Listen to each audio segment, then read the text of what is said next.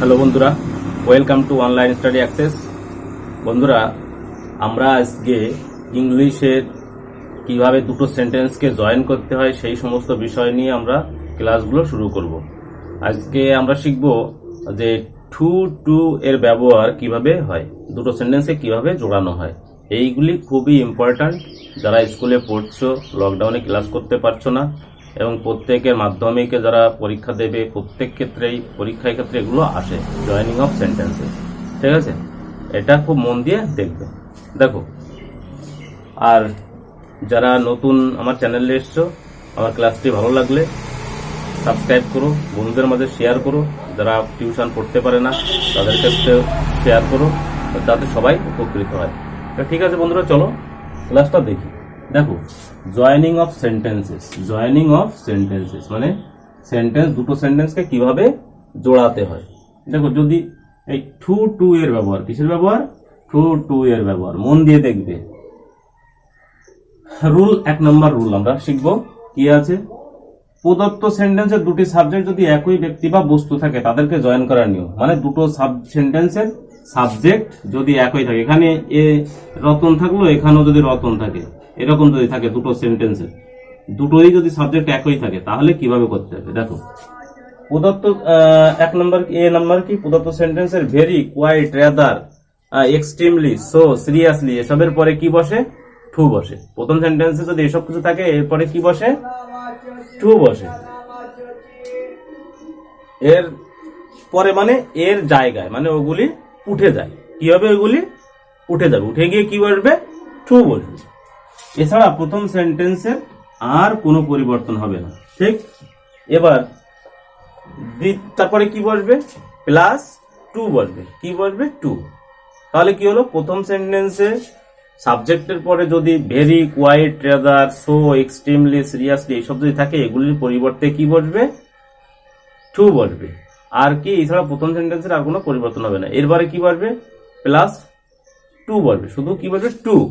তারপর দ্বিতীয় সেন্টেন্সের কি হবে? দ্বিতীয় সেন্টেন্সটির মূল ভার্ব থেকে শেষ পর্যন্ত অংশ আসবে। কি বসবে? মূল ভার্ব থেকে শেষ পর্যন্ত অংশ বসবে। অনেক সময় প্রথম সেন্টেন্সের ভেরি থাকে না, সেক্ষেত্রে প্রথম সেন্টেন্সের ভার্বের পরেই টু বসাতে হয়। কি হলো? অনেক সময় প্রথম সেন্টেন্সে ভেরি থাকে না, ভেরি না থাকলে কি হবে? ভার্বের পরেই টু বসাতে হবে। ঠিক আছে, ভার্বের পরেই টু বসাতে হবে। ক্লিয়ার? আরেকটা জিনিস মনে রাখবে যে যদি দ্বিতীয় সেন্টেন্সে দুটো ভার্ব থাকে, দ্বিতীয় সেন্টেন্সে যদি দুটি ভার্ব থাকে, তাহলে দ্বিতীয়টিকে ধরতে হবে। কি হবে? দ্বিতীয়টির পরে কি বসবে? টু বসবে। দ্বিতীয়টির পরে কি বসবে? দ্বিতীয়টিকে মূল ভাব ধরতে হবে। দ্বিতীয়টিকে কি ধরতে হবে? মূল ভাব ধরতে হবে। দ্বিতীয়টিকে মূল ভাব ধরতে হবে।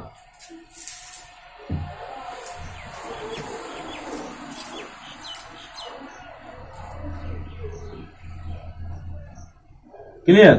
তাহলে দ্বিতীয়টিকে মূল ভাব ধরতে হবে। তাহলে এই হচ্ছে টু টু এর ব্যবহার। তাহলে টু টু এর ব্যবহার আমরা কিছু উদাহরণ দিয়ে দেখে নেব। তো যাই হোক, আমি আরেকবার বলে দিই। প্রথম সেন্টেন্সে যদি দুটো সেন্টেন্সে যদি সাবজেক্ট একই থাকে, তাহলে কিভাবে দুটো সেন্টেন্সকে টু টু দিয়ে মানে ব্যবহার করতে হয়। দেখো, প্রথম সেন্টেন্সে যদি very, quite, rather, extremely, seriously এগুলি থাকলে এগুলি উঠে গিয়ে কি বসবে? তার পরিবর্তে টু বসবে। কি বসবে? টু বসবে। টু বসবে। এবং এই ছাড়া প্রথম সেন্টেন্সে আর কোনো পরিবর্তন হবে না। প্রথম সেন্টেন্সে অনেক সময় ভেরি থাকে না, সেক্ষেত্রে কি হবে? ভার্বের পরেই টু বসাতে হবে। ঠিক আছে, এরপরে কি বসবে? প্লাস টু বসবে। কি বসবে? টু। এরপর দ্বিতীয় সেন্টেন্সের মূল ভার্ব থেকে শেষ পর্যন্ত অংশ বসে। অনেক সময় দ্বিতীয় সেন্টেন্সে দুটো ভার্ব যদি থাকে, ডাবল ভার্ব থাকে, তাহলে দ্বিতীয়টিকেই মেইন ভার্ব হিসেবে ব্যবহার করতে হবে। ঠিক আছে, ওকে। তাহলে দেখে নাও, আমরা কিছু এবার উদাহরণ দেখে নিই।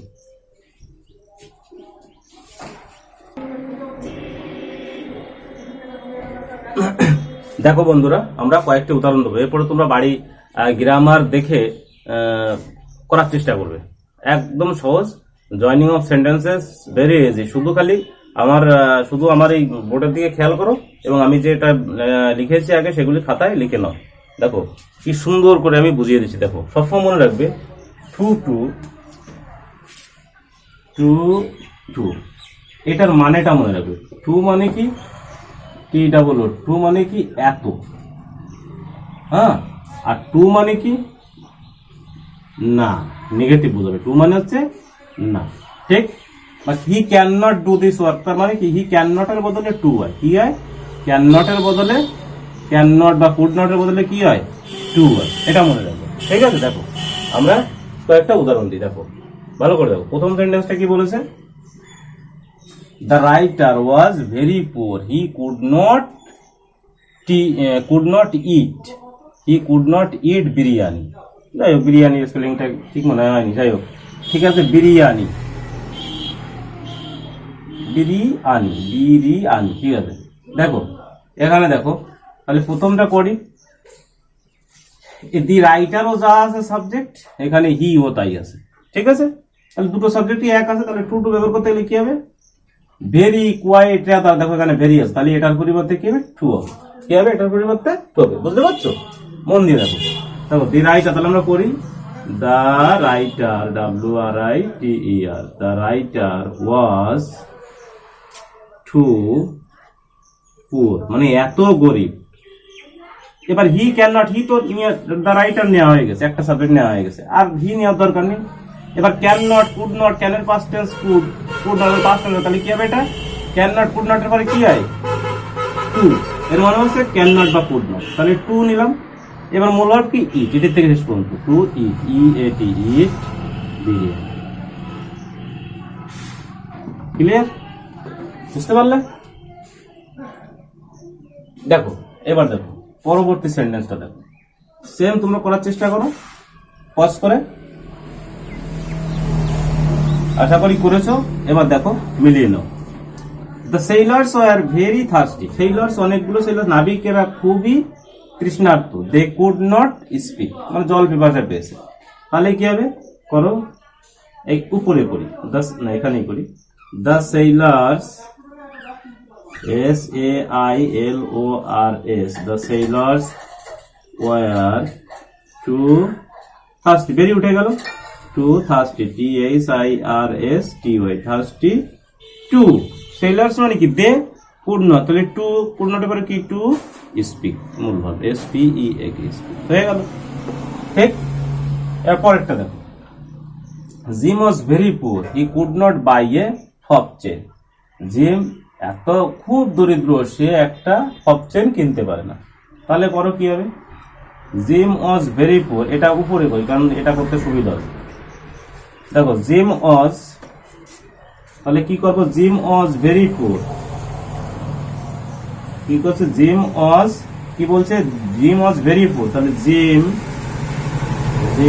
ওয়াজ too poor, he could not এর বদলে তুমি টু, হি মানে জিম, টু বাই, মূল verb buy a fob chain, CHAIN, fob chain, ঠিক হয়ে গেল।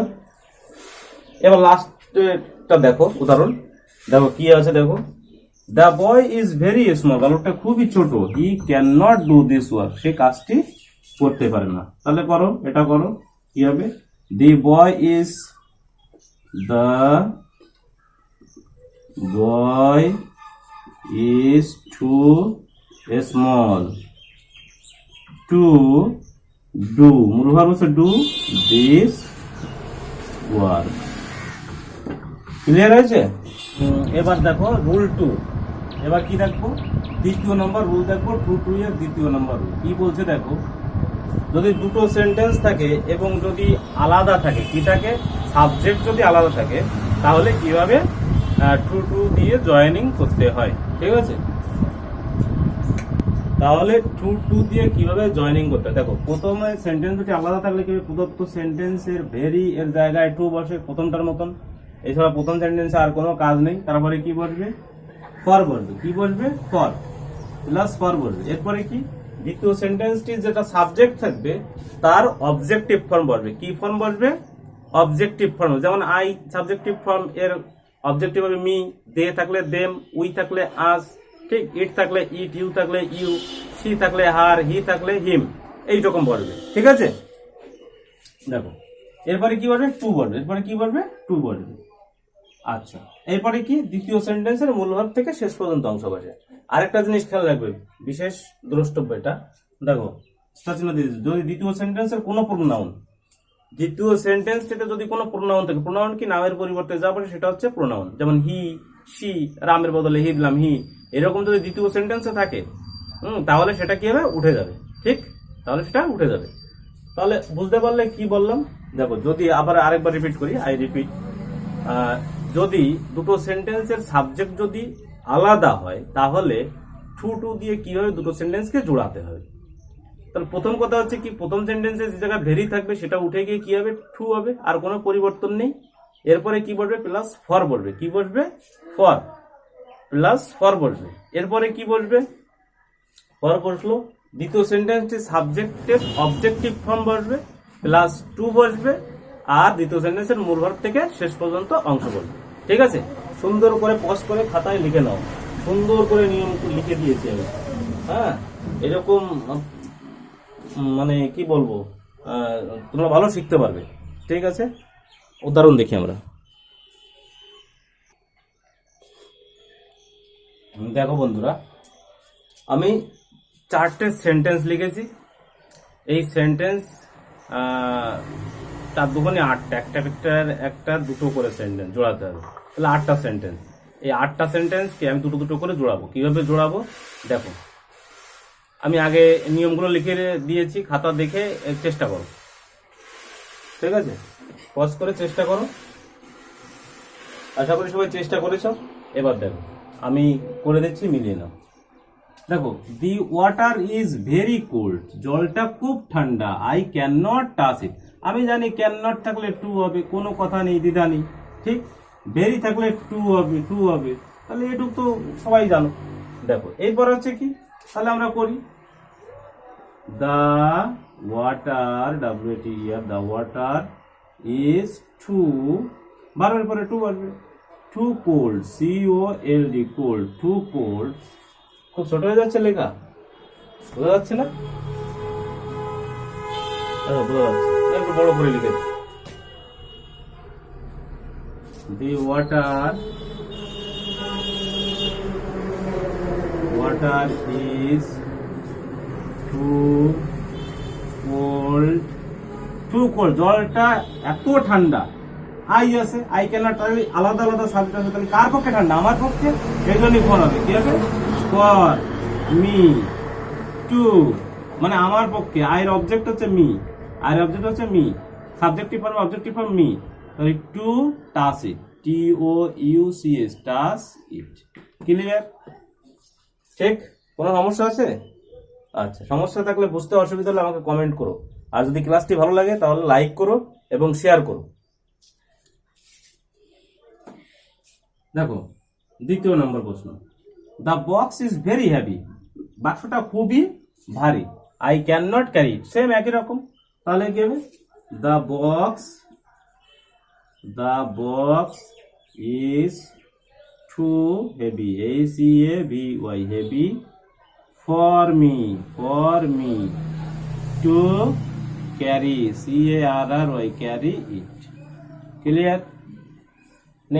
নেক্সটটা দেখো, the problem is very hard, সমস্যাটা খুব কঠিন। We can not solve it, আমরা এটা সলভ করতে পারছি না। তাহলে করো এটা, the problem, PROBLEM, problem is too hard.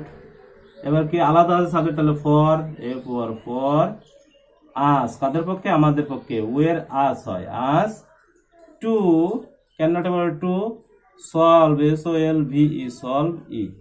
ঠিক, পরেরটা দেখো, the tea is very hot, he could not drink it. তাহলে দ্য টি ইজ লিখলাম একটু, the tea is too hot, তাই না, একটু লিখে গেলাম, হট, ফর হিম, হি হচ্ছে কি, হিম টু, এর বদলে টু ড্রিঙ্ক ইট, হয়ে গেল।